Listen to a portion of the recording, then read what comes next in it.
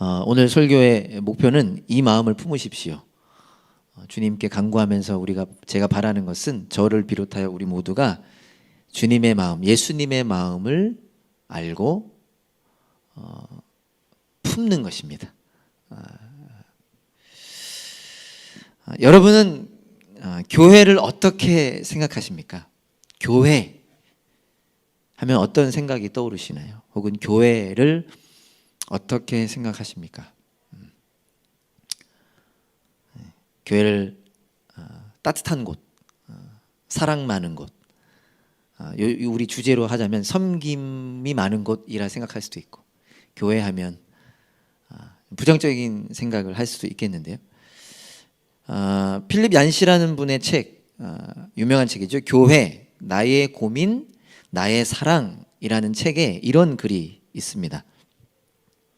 이 큰 배는 낡아서 삐걱거리고 이리저리 흔들린다네. 그래서 구토가 날 때도 있지. 하지만 이 배는 목적지까지 잘 간다네. 언제나 그랬고 앞으로도 영원히 그럴 걸세. 다 예상하실 수 있듯이 이 배를, 교회를 배로 표현했죠. 배로 표현하니까요. 교회는 연약한 존재입니다. 교회는 참 부족한 존재입니다. 당연할 수 있겠죠. 왜냐? 죄인들, 저와 같이, 죄송합니다, 여러분들처럼 연약한 분들이 모였으니 당연히 교회는 연약합니다. 교회의 정의가 부름받은 사람들의 모임, 교회의 정의가 우리잖아요. 우리, 예수님 머리 대신 우리이니까 당연히 연약합니다. 오늘 이 글에 나온 것처럼 삐걱거리고 이리저리 흔들립니다. 그래서 때론 실망스럽고, 때론 상처를 받고, 때론 화도 납니다. 그래서 교회를 떠나기도 하죠. 그러나 우리가 기억해야 되는 것은 분명히 연약하지만 연약함에서 끝나진 않는다는 거예요. 분명히 부족하지만 부족함에서 끝나지 않습니다. 비록 구토가 날 때가 있지만 목적지까지 잘 간다는 거예요. 때론 더디더라도 반드시 온전해져서, 반드시 괜찮아져서 사람을 살리는 존재가 교회라는 것입니다. 그럼 동의하시나요? 네. 그 이유가 무엇입니까? 예수님께서 교회의 머리이시기 때문입니다. 우리는 부족하지만 예수님께서 교회의 머리이시기 때문에, 예수님이 우리의 머리 되시기 때문에 교회는 온전해진다는 것입니다.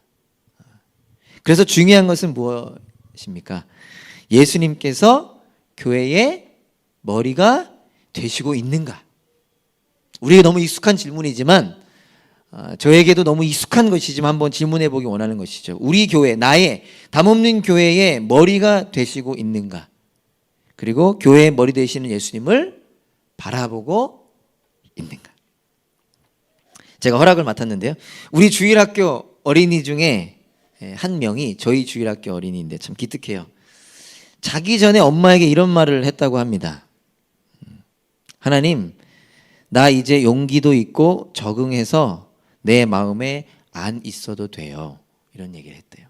그러니까 너무 기특하고 귀한 거. 이 내용은 그렇지 않을 수 있지만 이게 무슨 의미냐면, 조금 설명해 드리면, 이 아이가 되게 어려운 시간을 보낸 거예요. 힘든 시간을 보낸 거예요. 이 아이에게 있어서 너무 힘든 시간. 그래서 늘 눈물 흘리는 시간을 보냈는데, 이제 그 힘든 시간을 적응하기 시작한 겁니다. 그리고 용기를 낼 수 있게 된 거예요. 여전히 힘들지만. 그래서 자기 이제 잘할 수 있다, 잘해볼 수 있다라는 의미로 엄마 앞에서 고백한 게, 하나님, 나 이제 용기도 있고 적응해서 내 마음에 안 있어도 돼요라고 얘기한 거예요. 자기 잘해보겠다는 거예요. 기특하죠. 너무 귀엽죠. 그런데 이 말을 들으면서, 도전이 되면서 깊이 묵상하게 됐어요. 제가 밤에 이거를 알게 됐는데요. 왜냐, 안타까운 것은 뭐냐면, 이 말을 어린 아이가 하면 참 귀엽고 기특하고 도전되는 말인데, 저를 보았을 때 이 말을 어린이가 아닌 저처럼 다 큰 어른 그리스도인들이 하고 있다라는 사실 때문이었습니다. 그렇게 말은 안 하더라도 이런 생각을 하며 살아가고 있지 않은가? 왜 우리 그런 얘기 많이 하잖아요. 예배 드리고 루터가 그 얘기 했다 그랬나요? 많은 성도들이 예수님은 그냥 교회에 계세요. 이 건물에 계세요. 제가 갔다 오겠습니다. 예수님의 운전대에서 내리세요. 제가 운전하겠습니다. 이런 얘기 많이 들어보셨잖아요. 예수님께서 라오디게아 교회에 이런 말씀을 하셨죠. 요한계시록 3장 20절인데요. 예수님께서 이런 말씀하셨습니다. 보아라, 내가 문 밖에 서서 문을 두드리고 있다. 혹시 보여주실 수 있나요? 요한계시록 3장 20절. 감사합니다. 익숙한 구절이죠. 이 구절도. 보아라, 내가 문 밖에 서서 문을 두드리고 있다. 누구든지 내 음성을 듣고 문을 열면 나는 그에게로 들어가서 그와 함께 먹고 그는 나와 함께 먹을 것이다. 물론 더 넓게 생각할 수도 있지만 1차적으로 라오디게아 교회에 하시는 말씀이잖아요. 교회, 믿는 자들, 그리스도인들에게 하시는 말씀인데 이 라오디게아 교회가 어떤 교회였다라고 표현되고 있습니까? 교회의 주인 되시는, 교회의 머리 되시는 예수님을 문 밖에 세워둔 교회였다는 거예요. 예수님이 주인이신데 또 이것을 우리가 조금 작게 생각할 수 있는데 교회의 생명 되시는, 교회의 생명을 주시는, 교회를 살려주시는 그 교회의 주인 되신 예수님을 문 밖에, 마음 밖에, 우리라고 하는 관계 밖에다가 세워둔 교회가 라오디게아 교회였다는 거예요. 라오디게아 교회만 그랬겠습니까? 그 시대를 대표하는 거죠. 많은 교회들이 예수님을 문 밖에다가, 아까 얘기했던 거, 내 마음에 안 있어도 됩니다, 주님. 다르게 내 마음에서 좀 나가 주십시오. 제 마음대로 좀 하겠습니다. 문을 두드리시는 소리와 찬수야 라고 부르시는 그 음성을 못 듣는, 혹은 안타깝게도 무시하여 안 듣는 모습이 오늘날 많은 교회의 모습일 수 있다는 것입니다. 우리 담없는 교회는 어떤 교회일까요? 혹 우리도 예수님의 그 두드리시는 음성과 부르시는 그 음성을 못 듣고 있는, 안 듣고 있는, 그래서 예수님 문 밖에 세워두고 있는 교회는 아닐지 오늘 말씀을 통해서 점검하게 되고 점검되어지고 그리고 새로워지기를 간절히 소망합니다. 아멘. 아멘. 오늘 본문 빌립보서는요, 바울이 빌립보 교회에 쓴 편지죠. 우리에게 도전이 되는 것은 바울이 감옥 안에서 빌립보 교회 소식을 듣고 그들을 너무 사랑하는 마음으로, 사랑하기 때문에 그 빌립보 교회를 위해 쓴 편지가 빌립보서입니다. 오늘 본문 1절부터 4절까지를 제가 한 번 더 읽어보겠습니다. 그러므로 그리스도 안에서 여러분에게 무슨 격려나 사랑의 무슨 위로나 성령의 무슨 교제나 무슨 동정심과 자비가 있거든 여러분은 같은 생각을 품고 같은 사랑을 가지고 뜻을 합하여 한 마음이 되어 내 기쁨이 넘치게 해주십시오. 무슨 일을 하든지 경쟁심이나 허영으로 하지 말고 겸손한 마음으로 하고 자기보다 서로 남을 낮게 여기십시오. 또한 여러분은 자기 일만 돌보지 말고 서로 다른 사람들의 일도 돌보아 주십시오. 천천히 읽으면 충분히 우리가 이해할 수 있는 내용이지만 또 조금 어려울 수도 있겠죠. 그래서 제가 내용을 간단하게 정리해 보면요, 먼저 1절을 다시 한번 보면 1절이 사실 조금 어려울 수 있는데, 조금 어렵게 느껴질 수 있는데, 그러므로 그리스도 안에서 여러분에게 무슨 격려나 사랑의 무슨 위로나 성령의 무슨 교제나 무슨 동정심과 자비가 있거든, 약간 조건부처럼 if의 표현처럼 들려지죠. 있거든. 있는지 없는지를 물어보는 것처럼 느껴지는데 사실 그렇지 않습니다. 원문을 직역하면 1절은 조금 바꿔서 이렇게 말할 수 있습니다. 그러므로 예수님 안에서 여러분에게 격려가 있습니다. 이런 이야기예요. 번역이 조금 여러 가지 고려하다 보니까 조금 어려울 수 있는데, 있거든, 있습니까? 없습니까?를 질문하는 게 아니라 예수님 안에 여러분에게는 격려가 있습니다.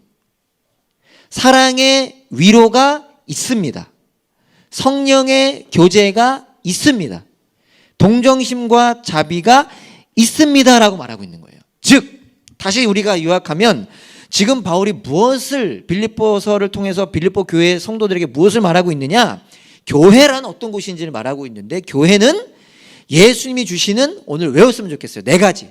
첫 번째 격려, 두 번째 위로, 세 번째 교제, 네 번째 나눌 수도 있지만 동정심과 자비가 있다는 것입니다.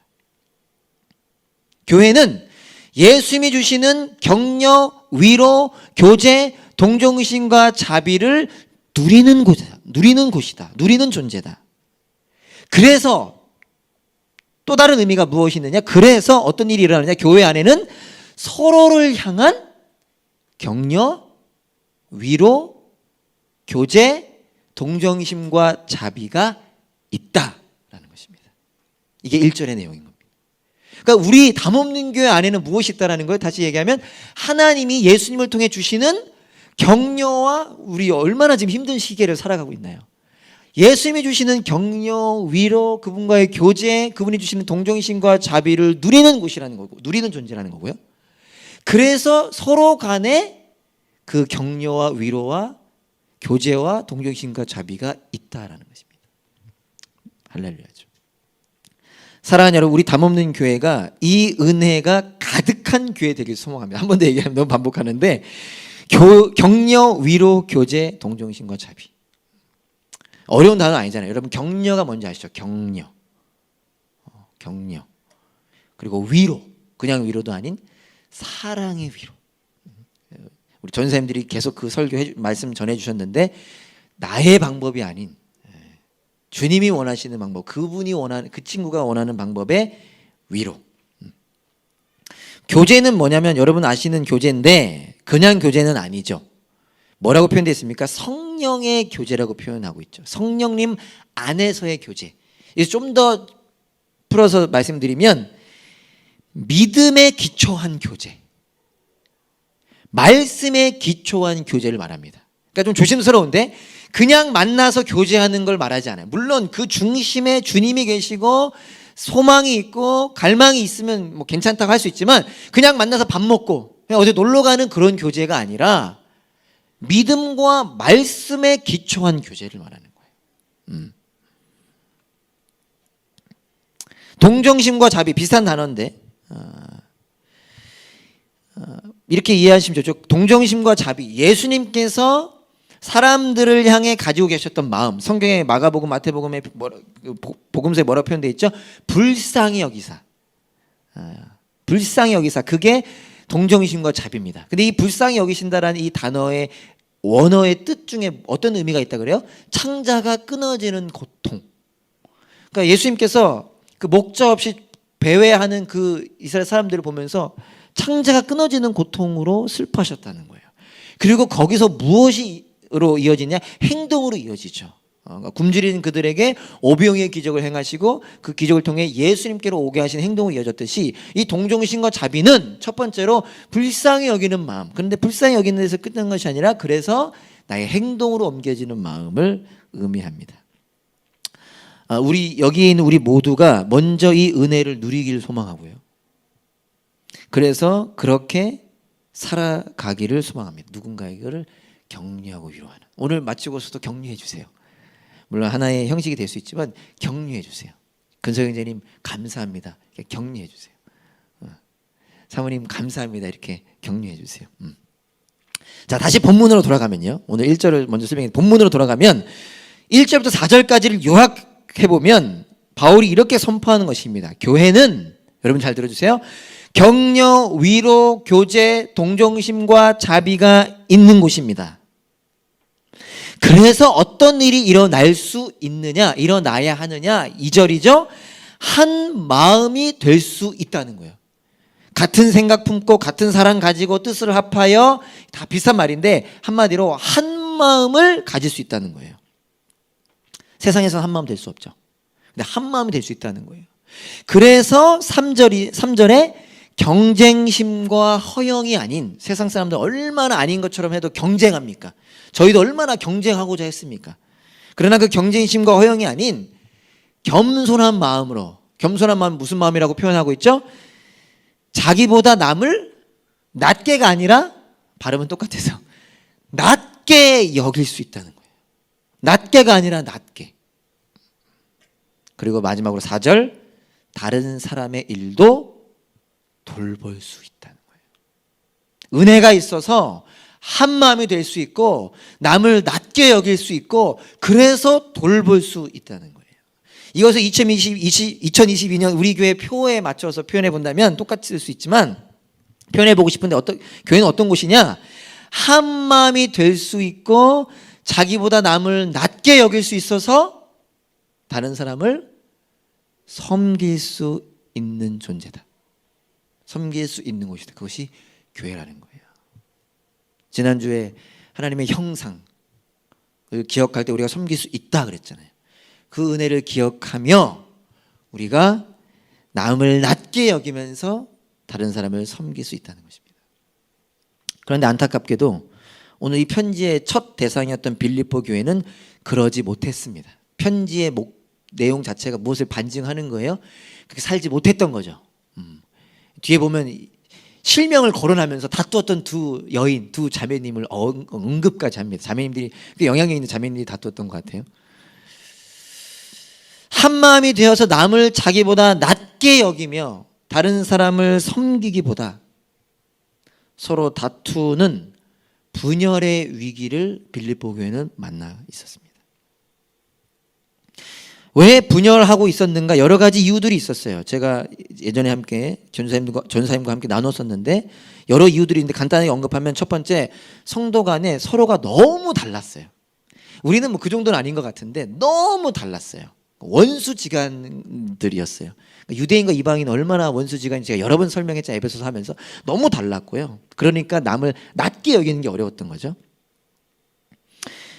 그런데 그 가운데 또 무엇이 있었냐? 두 번째로 빌립보 교회를 공격하는 사람들이 있었어요. 그러니까 그 당시는 믿음으로 살아가는 데 있어서 방해가 있었던 거예요. 우리는 그런 거 없잖아요. 근데 너 예수 믿는 사람이지 하면서 괴롭히는 사람들이 있었던 거예요. 그런데다가 무엇이 있었느냐? 세 번째로 잘못된 가르침을 가르치는 사람들도 있었어요. 쉽게 말하면 이단들이 있었던 것이죠. 이단들. 여기도 토요일 날 이단들이 모인다고 하는데 이단들이 있었던 것입니다. 그들이 교회에 침투해서 잘못된 걸 자꾸 가르치는 거예요. 네 번째로 그리스도인들도 여전히 연약하잖아요. 이 빌립보 교회 성도들에게 허영이 있었습니다. 헛된 영광. 다르게 표현하면 세상의 유혹 가운데 있었던 거예요. 세상을 너무 좋아했던 거죠. 이런 것들 한번 생각해 보세요, 여러분. 빌립보 교회 성도들이 얼마나 힘들었을까요? 그냥 살아가는 것도 버거운데 세상의 유혹을 물리치는 것도 쉽지 않은데 예수님 믿는다는 이유로 주위 사람들에게 차별, 공격도 받았고 교회에 왔더니 서로 달라도 너무 달랐습니다. 그러니 섬겨라. 얼마나 어려운 거예요. 다른 사람을 돌봐라. 얼마나 어렵습니까?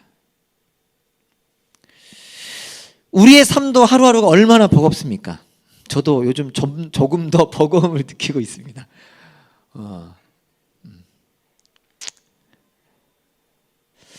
이 버거운 삶 속에 다른 지체를 섬긴다? 잠도 거의 지금 이게 자는 건지 내가 안 자는 건지 지금 모르겠는데 다른 사람을 섬긴다? 저만 하더라도 우리라고 해도 될까요? 자신 없고 그래서 빌립보 교회 성도들이 충분히 이해가 가기도 합니다. 그래, 얼마나 힘들겠어. 하루하루도 이렇게 버거운데 괴롭히는 사람도 있고 또 달라도 너무나 다른. 그런데 그런 빌립보 교회를 너무도 사랑했던 바울이 편지를 통해 선포합니다. 이렇게 선포해요. 5절이죠. 여러분 안에 이 마음을 품으십시오. 그것은 곧 그리스도 예수의 마음이기도 합니다. 바울도 알았을 것 같아요. 빌립보 교회 성도들이 더군다나 바울이 얼마나 사랑했던 빌립보 교회가 어떻게 세워졌는지를 시작부터 봤던 바울이잖아요. 빌립보 교회 성도들이 얼마나 어려웠을까. 하나 되고자 힘쓰고 다른 사람을 섬기는 것이 얼마나 어려운 일인지를 알았을 겁니다. 인간의 힘으로, 인간의 능력으로, 인간의 의지로 할 수 없죠. 그래서 그들을 단호하게 꾸짖지 않는 것일 수도 있겠어요. 하지만 바울은 그러나 멈추지 않습니다. 바울은 무엇을 이야기하느냐? 할 수 있는 방법, 서로를 낮게 여기며 돌볼 수 있는 방법이 있다라고 선포합니다. 그것이 무엇이죠? 예수님의 마음을 품으십시오. 우리의 힘으로 할 수 없습니다. 여러분의 힘으로 할 수 없습니다. 그러나 할 수 있습니다. 어떻게? 예수님의 마음을 품을 때, 예수의 마음을 품을 때 그렇게 살아갈 수 있습니다. 저는 이것을 이렇게 표현합니다. 이렇게 표현하고 싶어요. 바울이 이렇게 선포하는 것입니다. 여러분, 예수님을 바라보십시오. 너무 뻔한 이야기인가요? 여러분, 예수님을 기억하십시오. 여러분, 예수님을 경험하십시오. 여러분, 예수님을 갈망하십시오 라고 이야기하는 것입니다. 그럴 때 왜요? 왜 예수님을 바라보고 기억하라고 이야기하는 것입니까? 나의 힘과 의지로 나의 삶만 바라볼 때는 할 수 없죠. 어떻게 합니까? 그러나 예수님을 기억할 때, 영어로 보면요 이렇게 표현합니다. 영어 버전을 여러 개를 보면 더 좋은데 ESV 같은 경우는 이렇게 표현하고 있습니다. Have this mind among yourselves. 그리고서 저에겐 좀 와닿는, 제가 영어를 잘 못해서 더 와닿을 수도 있겠습니다. Which is yours in Christ Jesus. 되게 멋있지 않나요? Have this mind among yourself. 가지래요, 이 마음을. 근데 뭐라고 표현하면 which is yours. 당신의 것을 가지래요. 근데 어디서? In Christ Jesus. 우리의 힘으로, 우리의 의지로 할 수 없어요. 우리의 마음으로 할 수 없습니다. 하지만 예수님 안에서 우리의 것인 이 예수님의 마음을 품으라는 것입니다. 그러니까 예수님을 바라볼 때, 예수님을 기억할 때, 아직 예수님 모르시는 분은 예수님을 경험할 때, 그분을 소망할 때 그 마음이 우리의 것이 되고, 그래서 우리가 그 예수의 마음으로 살아갈 수 있다는 것입니다.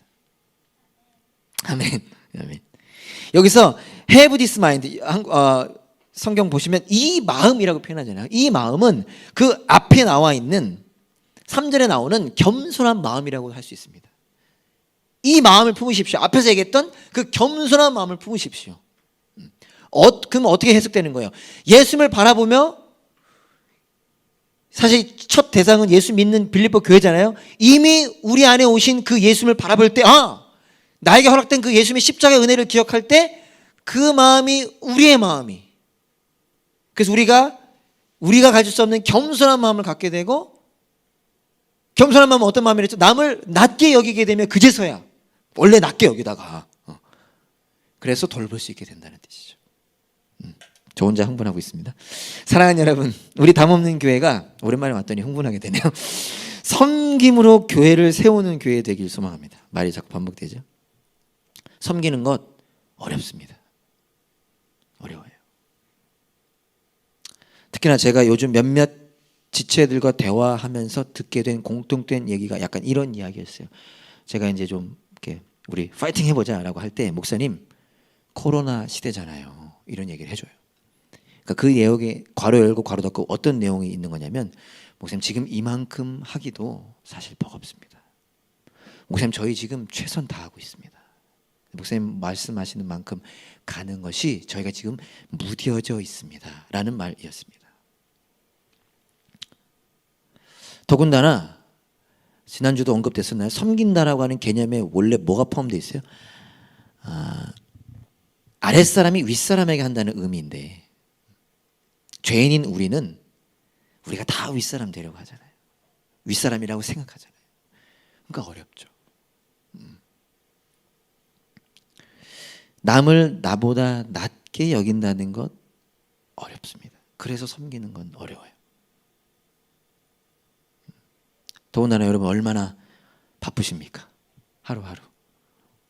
그러나 오늘 말씀은 우리에게 선포하기를, 그러나 우리는 다른 사람을 섬길 수 있다는 것입니다. 이게 뉘앙스가 제가 설명하니까 좀 안 되지만, 이것은 무거운 짐을 이야기하는 게 아니라 기쁨을, 우리에게 놀라운 소식을 전하는 소식입니다. 그러나 우리는 섬길 수 있다는 것입니다. 언제요? 예수님의 마음을 품을 때. 품는다는 게 뭐라는 거였어요? 바라보고 기억하고 경험하고 소망할 때 서로를 섬길 수 있습니다.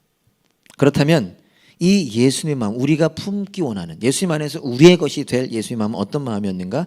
6절부터 8절까지 한 번 더 읽어보겠습니다. 그는 하나님의 모습을 지니셨으나 하나님과 동등함을 당연하게 생각하지 않으시고 오히려 자기를 비워서 종의 모습을 취하시고 사람과 같이 되셨습니다. 그는 사람의 모양으로 나타나셔서 자기를 낮추시고 죽기까지 순종하셨으니 곧 십자가에 죽기까지 하셨습니다. 더 자세히 나눌 수 있지만 절마다 하나씩만 표현해 보면 예수님의 마음은 어떤 마음이었는가 세 가지로 나눌 수 있습니다. 제가 PPT로 어차피 성경에 있는 거 그대로 갖고 왔지만 준비해 봤는데요. 참고로 여러분 여기서 예수님의 마음, 영어로는 mind라고 표현된 게 원어에 보면 두 가지 의미가 포함될 수 있는데 생각, 태도. 아까 보니까 있던데요, 천sen자매님. 따로 돼 있나요? 어쨌든 다 해주시면 되는데 전사님. 예. 예수의 마음은 세 가지로 조절할 수 이렇게 정리할 수 있습니다. 각 절마다 그냥 하나씩만 한다면 첫 번째 어떤 마음이냐? 하나님과 동등함을 당연하게 생각하지 않는 마음. 좀 더 요약하자면 당연하게 생각하지 않는 마음. 이게 저에게 좀 어려운 부분입니다. 저는 당연하게 생각하거든요. 예전에 그런 아주 오래된 그 TV 오락 프로그램도 있었죠. 당연하지 이런 거 있었잖아요. 우린 다 당연하게 생각하잖아요.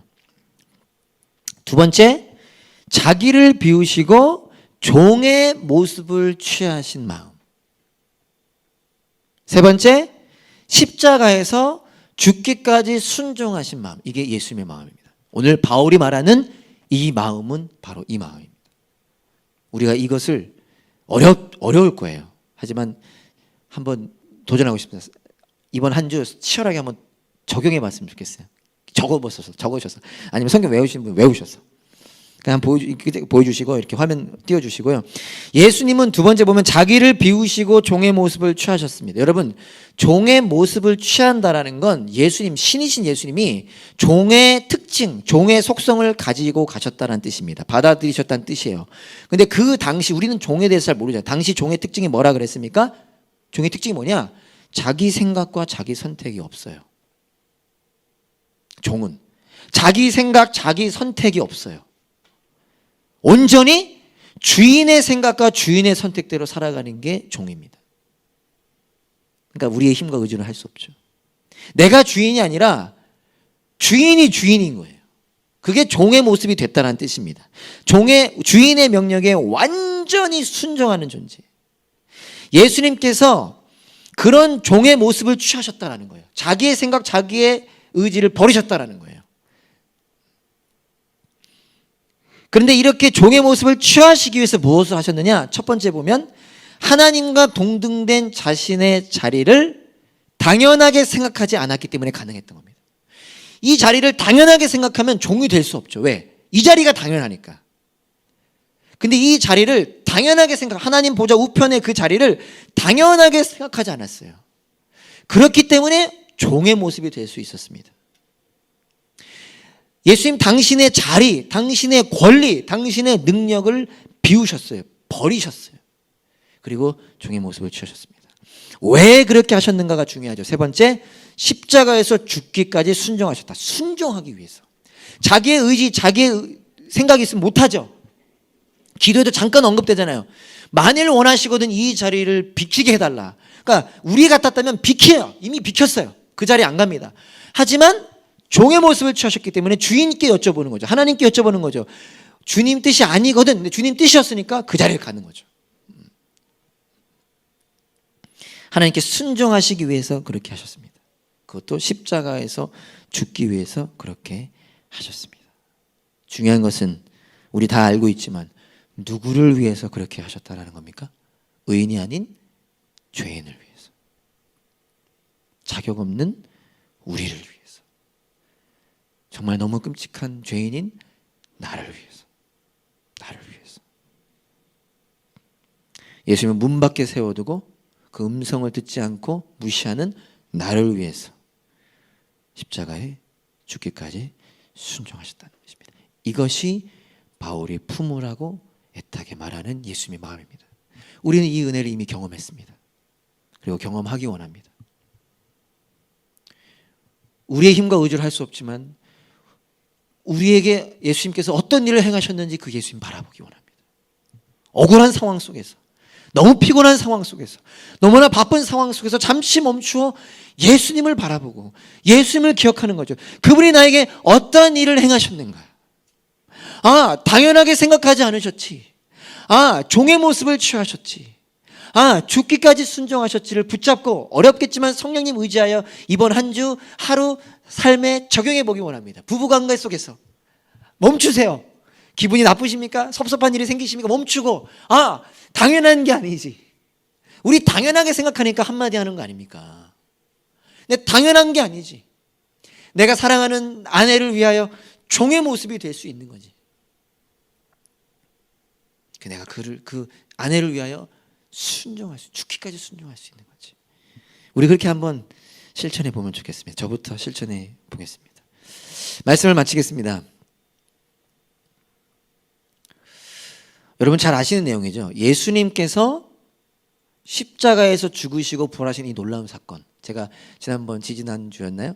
그 사장님 이야기하면서도 강조를 좀 했는데, 예수님이 하나님이심에도 불구하고 창조주이심에도 불구하고 저와 여러분들을 위해 사람이 되셨고 종의 모습을 취하셨어요. 어마어마한 거죠. 우리가 아무리 강아지를 사랑한다고 해서 강아지가 될 수 없는데 하나님이심에도 불구하고 예수님이 그 자리에 오셨습니다. 그런데 여러분, 이 안에는 이러한 의미도 포함되어 있습니다. 어떤 의미냐? 예수님께서 하나님이심에도 불구하고 인간이 되셨다라는 의미 안에는 예수님이 하나님이시기 때문에 인간이 되셨다라는 의미가 포함되어 있다는 거예요. 어떤 의미인지 좀 이해되시나요? 예수님께서 하나님이시기 때문에, 유일하신 하나님이시기 때문에, 다르게 표현하면 우리를 사랑하시는, 우리를 끝까지 사랑하시는 하나님이시기 때문에 인간이 되셨다는 거예요. 여러분, 우리가 하나님 사랑을 이야기할 때 가장 많이 이야기하는 것 중 하나가 부모님의 사랑이잖아요. 우리가 할 수 없는 사랑을 부모님은 하시죠. 부모님은 자식을 위해서 목숨 바칠 수 있습니다. 다들 깨닫죠. 다들 깨달아요. 나누다 보면 내가 우리 아이에게 하는 만큼 다른 이들에게 할 수 있다면 이라고 깨닫게 되는데, 여러분, 누구도 죽을 수 없는데 부모는 죽을 수 있는데 그 얘기를 하는 거예요. 하나님이시기 때문에, 예수님이시기 때문에 바로 저 같은 죄인을 위해 인간이 되셨고 죽으실 수 있었다라는 것이 무슨 얘기를 하고 싶으냐? 우리가 믿는 예수님이 바로 그런 예수님이라는 것입니다. 그 예수님이 여러분을 사랑하십니다. 저희 9절부터 10절, 11절까지는 나누지 못했는데요. 거기에 선포되어 결국 예수님 어떤 분이시냐? 모든 이름 위에 뛰어난 예수님이잖아요.